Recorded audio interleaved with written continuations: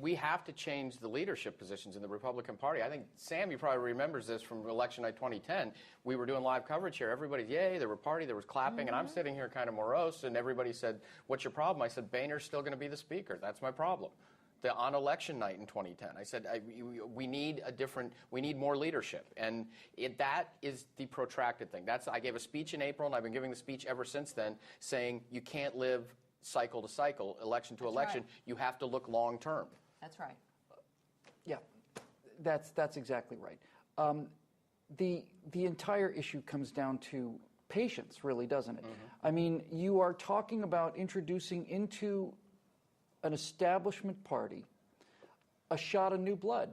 It's kind of like watching Keith Richards go in and having a transfusion to get all the heroin out of his system, exactly. Right? I mean, you got the staggering corpse of a guy who's 41 years old and he looks like he's 97, and he has to go in and have an utter blood transfusion just to flush the heroin out of his system. And imagine, though, having to drag him in to do it. Yeah. Imagine that he doesn't want it, and that you've got to drag him into to do it. It's one thing to do it willingly, but this is really what I appreciated at the end of this dynamic was Romney's use of Sarah Palin.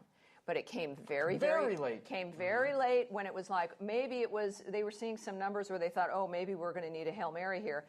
They refused to do talk radio. You know, this is when you think about what Romney did and did not do. That's right. No talk radio. They did not really embrace a Tea Party dynamic. Wouldn't go on Fox News, would he? Wouldn't go on Fox News. So there was this weird consultancy problem about how you're going to appear, when in fact it was not the evangelicals that came through for him, and that's an important part of this nation. But they're also part of the Tea Party, too, aren't they? It was a weird kind of rejection of the notion of the people that helped win 2010, and I think that also did not help. Well, before we move on and talk about some of these candidates specifically, you have to factor in, I think, of course, in terms of Romney's decision, which I don't think was the correct decision, but the unbelievably effective job that this media pylon has done of demonizing the Tea Party, that it started out with pretty good public numbers and is now viewed favorably by 25% of the population. They're a bunch of racists, they're a bunch of radicals, they're a bunch of reactionaries. Maybe it matters to Romney, but it certainly doesn't matter to the public because we know who we are. Yeah. I mean, it affects the politicians, I guess. That has been the most brilliant intersection of social media and politics in the last few years. The Tea Party movement held together because we were all able to connect in this large community online, and the people who were fighting with just a few other people in certain parts of America listening to this, being inundated with the negativity, were able to see, okay, there's somebody going through the same thing, listening to the same garbage across the country, but we're fighting in this thing together. And that's been the glue that held this movement together, and I hope it's the glue that will continue. I hope that's not going to unravel. We've routinized a little bit. I mean, it's been now baked into a certain kind of dynamic, but it will never go. It was a transition that occurred in the beginning of Obama's term. It is now baked into our framework, and now it's a matter of making sure that the GOP and the candidates understand that we are not the people to avoid. Quite the opposite. Well, and let's talk about why we are not the people to avoid as Tea Party people, because the remarkable thing about the Tea Party to me has always been going to these events, the tremendous variety of viewpoints on social issues. It actually seems to me that the Tea Party are by far the most sensitive, pragmatic. They're painted as these wild fringe radicals who have just got this nutty idea about destroying the government, but actually the Tea Party... And here we are in our suits. It's shocking. But the Tea Party actually, when you get right down to it, is actually very simple and very reasonable. They're not calling for homosexuals to be walked off the plank. Abortion never comes up in these things. It all comes down to fiscal sanity and responsibility, and it should be the one message that is the most centrist, obvious message, and the Republican establishment treats this as if it's radioactive. And it can't be ignored. I mean, where the country is headed right now, with so many things unsustainable, Social Security, Medicare, everything. I mean, the math is simple, and the relentless focus by the Tea Party on the spending issues has been what's kept it going forward so far, and it has to stay that way, and I don't envision it not staying. I mean, because we still have the spending issues. We still have everything going wrong, and it's going to get worse now that we have a lame duck presidency. And I think that once people wake up, once the hurt feelings are over in a couple of days, they're going to go, oh my God, it's going to be worse. And if I was willing to fight for it 2 years ago, I really need to be willing to fight for it now. Yeah, this is when we're needed. We were needed certainly when it started. That was the recognition that it happened. But this is why it happened. This election is why Tea Party started. This one. And this is why we have to stay focused. This is it. So do I interpret that to mean, because I kind of think I agree with this position myself, as the economic condition of the country continues to deteriorate, if Barack Obama, first day after the re-election thing, is talking about a carbon tax, if the economy continues this anemic growth, unemployment stays at historically high levels, and essentially, when Obamacare kicks in, this regulatory and financial burden will take large numbers of businesses, small businesses that are right barely on the margins, it's just going to take them out of the picture. Do you think that as this economic appears to me to be a collapse coming, the debt bomb, the devaluation, the lowering of we're going to have another downgrade of our credit rating, when all this stuff comes down, do you think the American people will say, wow, it looks like these Tea Party guys were right after all, or do you think that's just wishful thinking?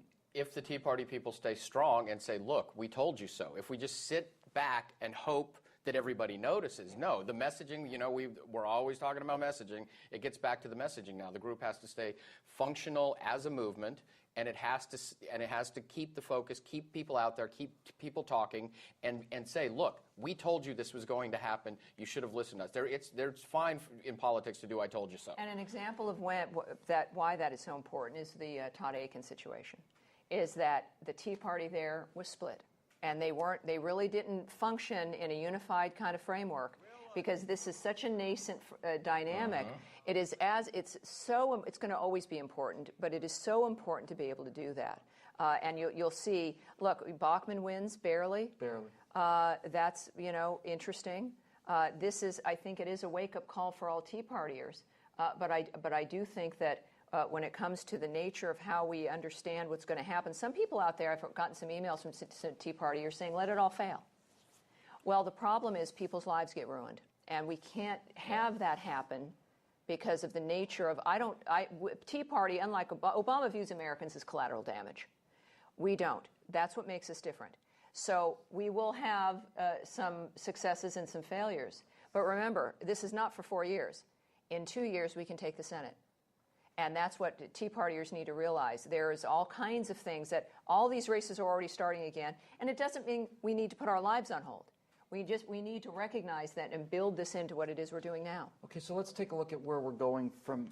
We have with this party, we have a very short track record, really 3 years. We have this resounding success the first time they went out, not so much last night. But when the Tea Party was born in 2009, really, the offhand comment really was just the shot heard around the world, right? Everybody was feeling this. That's why it turned into a movement. But when the Tea Party started, Barack Obama was in a position where his approval ratings was in the high 60s or low 70s. Stratosphere. The Democrats controlled both the House and the Senate.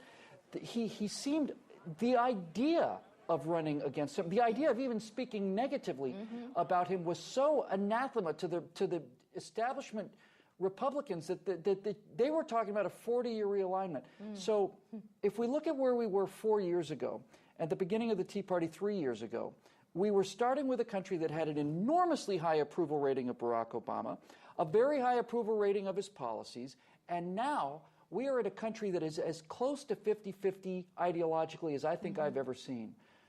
Certainly the gap between our position and their position has closed. What do you think that means moving forward, Tammy? Look, do you think it's a good sign? That's if anybody wants to look at the importance and the invigoration for the Tea Party, it's exactly that point. If Tea Party can start when literally everything is against us, and this guy was the Chicago Jesus, and everything was out of control, and yet we moved forward because we knew it was right, this is an invitation to continue. We've kept the House. Ted Cruz is now in the Senate. We've got another election in 2014. Americans won't be able to deny the damage of Barack Obama. This is a tremendous opportunity at this stage because of the change in the environment. And Steve, just to go to, I'm sure what you want to add to this, I don't think there's much question in my mind that in 2014, people's opinion of Barack Obama will be considerably lower than it is today, and today is considerably lower than it was 4 years ago. I think considerably lower. I think when this man gets to operate without having to worry about re-election, we're going to see his true colors, and I don't think the American people are going to like it. What do you think that's going to do for us in 2014 as a stopgap measure? Do you think that's worth the Senate or something, or does it not even matter? I think 2014 was the first realistic shot we had at taking the Senate all along. I knew it wasn't going to happen in 2010. I never really felt it was going to happen this year.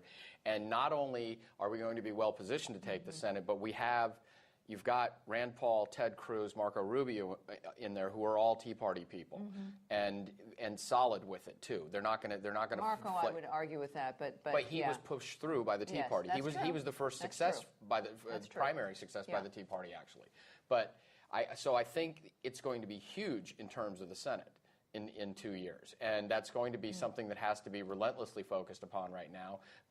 The fraction in Missouri, that was horrible. That was a local three warring local Tea Parties, and that have been a hot mess for a while. There were some egos involved in that. It's not like we don't have a big enough fight to fight. It's inevitable to happen, but that is, again, a warning about what we need to focus on. It is inevitable in the beginning, and I think that some lessons have been learned. Yep. Well, that's about all we have time for today. I'd just like to close by saying I know it's been a rough day and a rough week for everybody out there, especially for Tea Party people. I speak to a Tea Party event at least once a month for the last 3 years. I know how much people's heart and souls were in things, and I know that everybody expected the American people to come up and show up in a way that they didn't last night for the values that we believe. But the thing I would also leave you with is this, when you're in the middle of World War II, or at the beginning of World War II, and your Pacific fleet is in flames at the bottom of the ocean, there's 3,000 Americans dead, and the Japanese are running all over the Pacific, and they're winning every single victory, and it doesn't look like it can be defeated, ever. It never looks like they can be defeated. You don't get to be Winston Churchill unless it's dark outside. It really comes down to that. It's really that simple. You don't get to be brave and courageous people if it's always sunny. So this is the time. This is the time when people have to absolutely reach deep inside themselves and do what American people have always done. You take the loss and you get down, but you don't stay down. Don't stay down. This idea that the country is finished and that the republic is over is only true if people like you decide to walk away. I'm not walking away. She's not walking away. He's not walking away. As Scotty Ott said earlier today. And we have tequila. Yeah, that's right. And there's always the pleasance of tequila. As Scott Ott said earlier today on a trifecta, when his dad signed up for World War II, like every other member of that great generation, they signed up for the duration. And if you're in it now, you're in it for the duration. So be of good cheer. We'll get these people.